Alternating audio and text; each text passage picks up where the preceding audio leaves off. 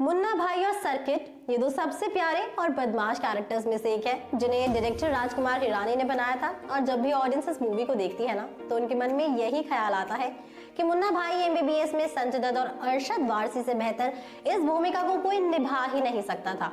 ठीक 2 साल बाद फिर से उन्हें लगे रहो मुन्ना भाई में भी देखा गया था।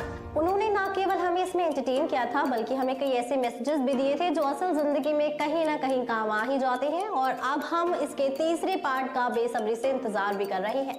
लोगों को उम्मीद है कि मेकर्स बहुत जल्द ही मूवी से रिलेटेड कुछ अनाउंसमेंट कर सकते हैं, लेकिन मूवी कब तक आएगी ये अभी तक नहीं बताया गया है। पर दोस्तों साल के आखिरी तक मेकर्स कुछ बड़ा अनाउंस जरूर कर सकते हैं। जहाँ पहले फिल्म मेडिकल साइंस और बाप बेटे के बॉन्ड पर बेस्ड थी, तो वहीं लगे रहो मुन्ना भाई गांधी जी के विचार और गांधीगिरी पर बेस्ड थी। मूवी देखते वक्त शायद ही आपने नोटिस किया होगा, लेकिन कुछ लोगों ने इस मूवी में कई ऐसे मिस्टेक्स और फैक्ट्स ढूंढे थे जो हमें नहीं दिख पाए थे। साल 2003 में रिलीज हुई राजकुमार हिरानी की फिल्म मुन्ना भाई एमबीबीएस आज भी उतनी ही पसंद की जाती है, लेकिन दोस्तों इस बात से इनकार नहीं किया जा सकता कि अरशद वारसी का सर्किट वाला कैरेक्टर सबका पसंदीदा कैरेक्टर था। लेकिन क्या आप सर्किट की पत्नी के बारे में एक दिलचस्प बात जानते हैं? मूवी के आखिरी सीन में जब हॉस्पिटल का एक पेशेंट आनंद बैनर्जी बच्चों को मुन्ना की शादी और उसकी लाइफ के बारे में एल्बम दिखा रहा था, तभी सर्किट की वो तस्वीर भी सामने आई थी जहां आनंद वहां मौजूद बच्चों को सर्किट उसकी पत्नी और बेटे की फोटो दिखाता है। और उसकी पत्नी वही नर्स होती है जो जनरल वार्ड में पेशेंट्स को अटेंड करती थी। और इस एक्ट्रेस का असली नाम रीता जोशी है। जब ऑडियंस ने ये बात गौर की तो उन्होंने इस पिक्चर को पोस्ट करते हुए उस पर कमेंट करना शुरू कर दिया था, जिस पर एक फैन ने लिखा, कभी नहीं सोच सकता था कि सर्किट ऐसा निकलेगा।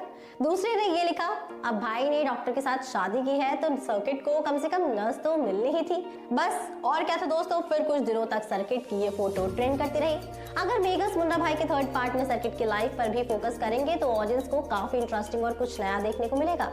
वहीं राजकुमार हिरानी ने इस फिल्म के स्क्रिप्ट पर काफी समय तक काम किया था और पहले इस फिल्म के लिए एक कहानी लिखी जा चुकी थी, लेकिन राजकुमार हिरानी उस स्क्रिप्ट से खुश नहीं थे।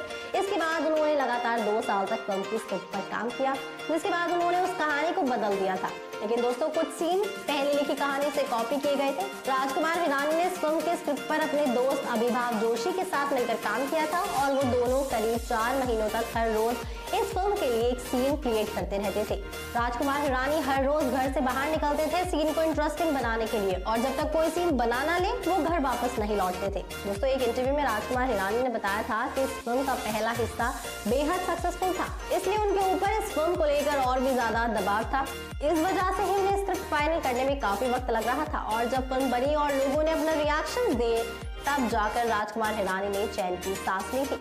राजकुमार हिरानी हमेशा फिल्म के सेट पर ये कहा करते थे कि चाहे जो हो जाए बस फिल्म अच्छी बननी चाहिए, जो लोगों को खुद से कनेक्ट कर सके और एक मैसेज दे सके, ताकि लोगों को उस मैसेज से और उस फिल्म से कुछ सीखने को मिले।